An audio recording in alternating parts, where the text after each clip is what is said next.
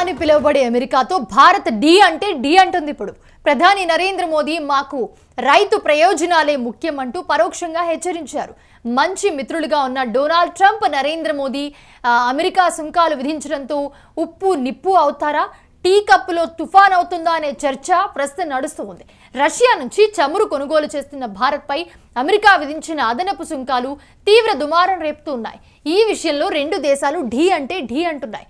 ప్రపంచంలోనే అత్యధిక సుంకాలను తమపై విధించడంతో భారత్ ధీటుగా స్పందించింది. తమ దేశంలోని రైతులు, మత్స్యకారులు, పాల ఉత్పత్తుల రంగంలోని వారి ప్రయోజనాలే ముఖ్యమని చెప్పి స్పష్టం చేసింది. అవసరమైతే ఆ భారాన్ని తామే భరిస్తామని వెల్లడించింది. మరోవైపు భారత్పై మరిన్ని ఆంక్షలను విధిస్తామని అమెరికా అధ్యక్షుడు ట్రంప్ ప్రకటించారు. ఇక ఆయన విధించిన సుంకాలు గురువారం నుంచి అమల్లోకి వచ్చాయి. దీనివల్ల అమెరికాలో కొన్నింటి ధరలు పెరగనున్నాయి. అమెరికా అదనపు సుంకాల వల్ల రెండు దేశాల మధ్య తలెత్తిన వివాదం తాత్కాలికమేనని, త్వరలోనే సమసిపోతుందని ప్రవాస భారతీయ సంఘాలు అభిప్రాయపడ్డాయి. చర్చలు ఫలించి త్వరలో ఒప్పందం కుదరనుందనే ఆశాభావం వ్యక్తం చేశాయి. 50 లక్షల మంది ప్రవాస భారతీయులు అమెరికా అభివృద్ధిలో భాగస్వాములుగా ఉన్నారని చెప్పి పేర్కొన్నారు.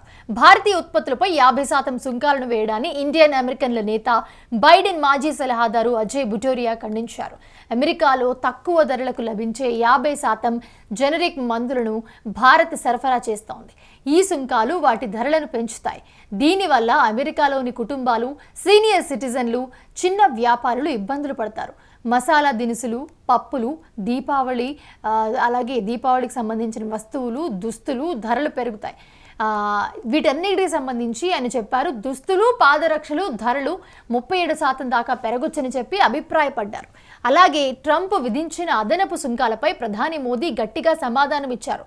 తమ రైతుల ప్రయోజనాల విషయంలో ఎప్పటికీ రాజీ పడబోమని, దానికి ఎంత మూల్యమైనా చెల్లించడానికి సిద్ధంగా ఉన్నామని స్పష్టం చేశారు.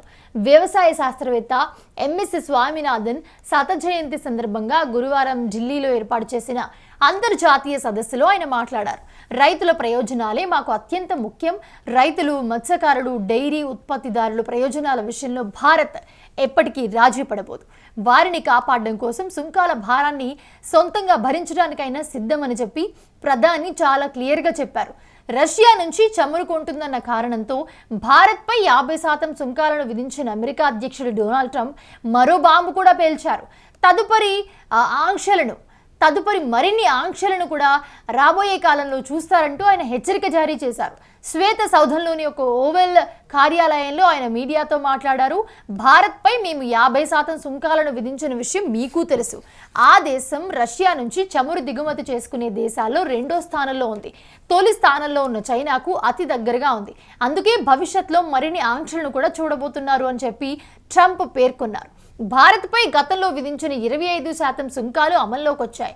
అదనంగా విధించిన మరో 25% ఈ నెల 27వ తేదీ నుంచి అమల్లోకి వస్తాయి. మన దేశంతో పాటు అనేక దేశాలపై సుంకాలు గురువారం నుంచి అమల్లోకి వచ్చాయి.